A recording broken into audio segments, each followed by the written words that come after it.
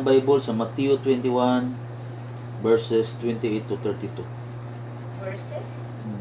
Sa verse 32. Oh, bitaw verses to siya. Anak ko, anak ko. Sige, itong akong basahan na, paminaw. Yeah. Bisaya dahil po. Ang title na ni Dire sa book ni Luke ni Matthew. Ingon siya, The Parable of Two Sons. What do you think? There was a man who had two sons. He went to the first and said, Son, go and work today in the vineyard. I will not, he answered. But later, he changed his mind and went. Then the father went to the other son and said to the same thing. He answered, I will, sir, but he did not go. Which of the two did what his father wanted? The first, they answered. Jesus said to them, I tell you the truth. The tax collectors and the prostitutes are entering the kingdom of God ahead of you. For John came to you to show your way to righteousness, and you did not believe him. But the tax collector and prostitute did. And even after you saw this, you did not repent and believe him. Masaya dong. Masaya 28 to 32. ang sa inyong pagmanauna ni inyo. Isa ka tao may duha ka anak na lalaki, og miadto siya sa usa, og miingon kaniya, anak, umadto ka og pagbuhat dito sa parasan karon, ug ang anak ko tubag ko apan sa ulahi, basol siya og miadto, ug ang tawo miadto sa ikaduhang anak, ug iyang gisugtian siya sa ingon, ug siya may tubag kaniya, muadto ako tay, apan wala siya muadto. Kain man ini ninduruha ang nagtungan sa pagbuton sa iyang amahan.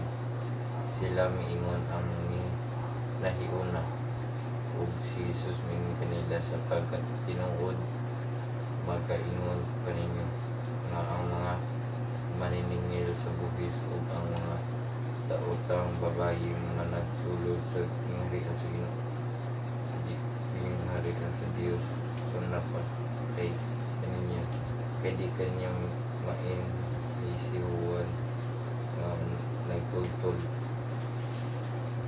sa dalan sa pagkamatarong ug wala kamo mutuo kaniya, apan ang mga maniningil sa bugis ug ang mga daotang babayi mituo kaniya, ug bisan pa sa nakita na ninyo wala gyapon kamo mahis kahinulsod sa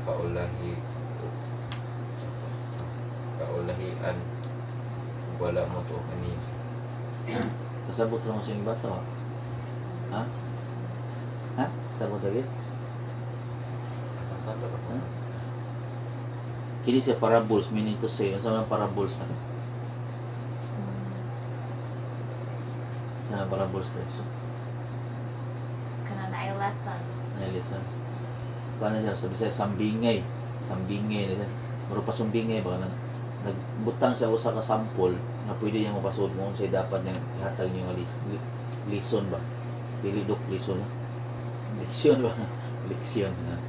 So, yung isulti diri nga naa ko siya duha ka anak, no? Duha siya ka anak. Ningon lang usa ang amahan nga, anak, go and work today in the vineyard.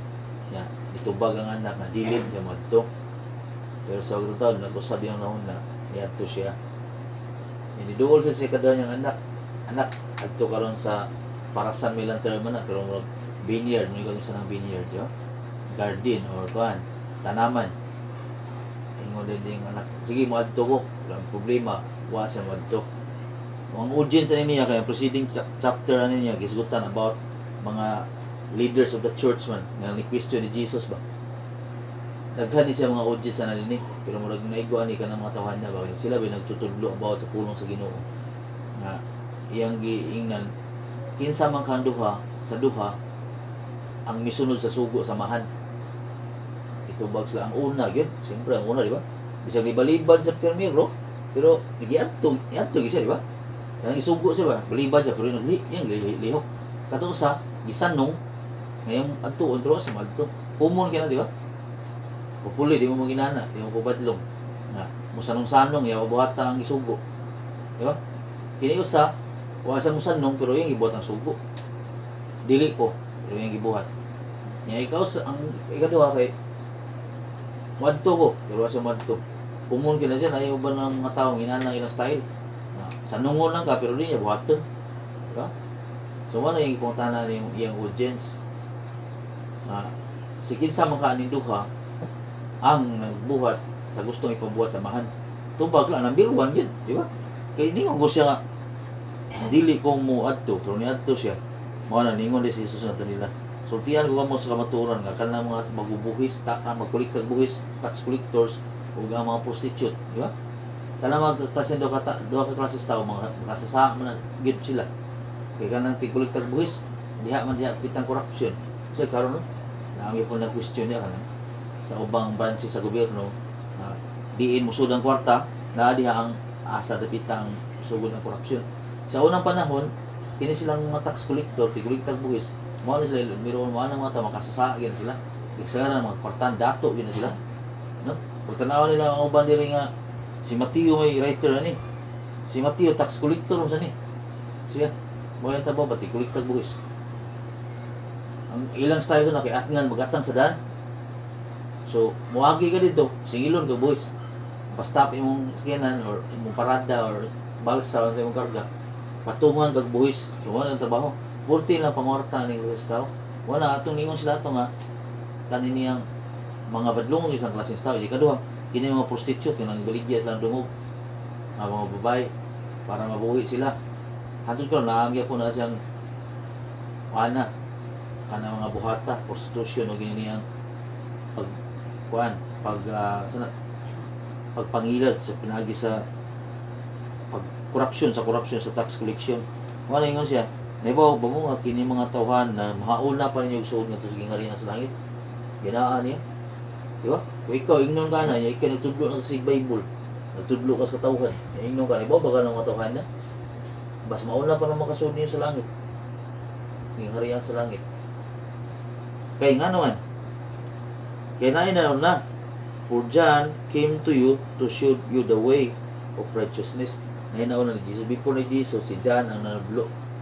Si John, kanang John the Baptist ba? Kanang term John the Baptist. Katong si John nga mga nagbaptize ni Jesus na minaw. Ha? Kaya mong tanong ko niya, di mo katumbag. Si John, mga nagbaptize ni Jesus. Siya ang nagtudlo ni Jesus. Kasi nagtudlo siya ang nagbaptize ni Jesus. So mo ni siya, si ngayon na somebody mo prefer sa akong way. Nga magtudlo siya about sa tao nga moabot, which is ang Messiah, which is Jesus niya siya. Wa mo to ni John. So,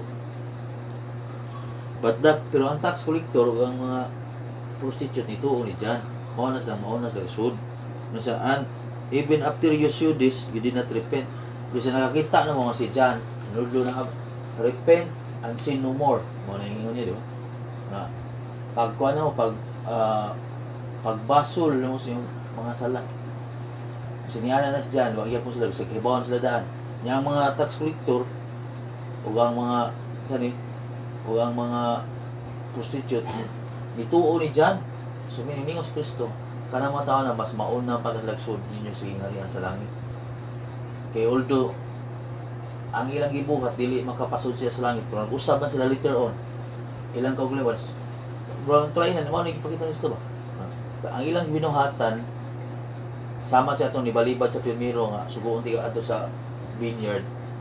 Pero wa siya musugot, pero ni ato siya. Pero ginanad ka nga, sila, kanini ang ilang mga buhat pwede makasasagi sila, pero sa di nakadungog sila sa preaching ni John, nag-usab sila, nagbasol sila o nibalik sa Ginoo. Muna ningon si Kristo, kana mga tao na mas una pa yung makasod sa langit.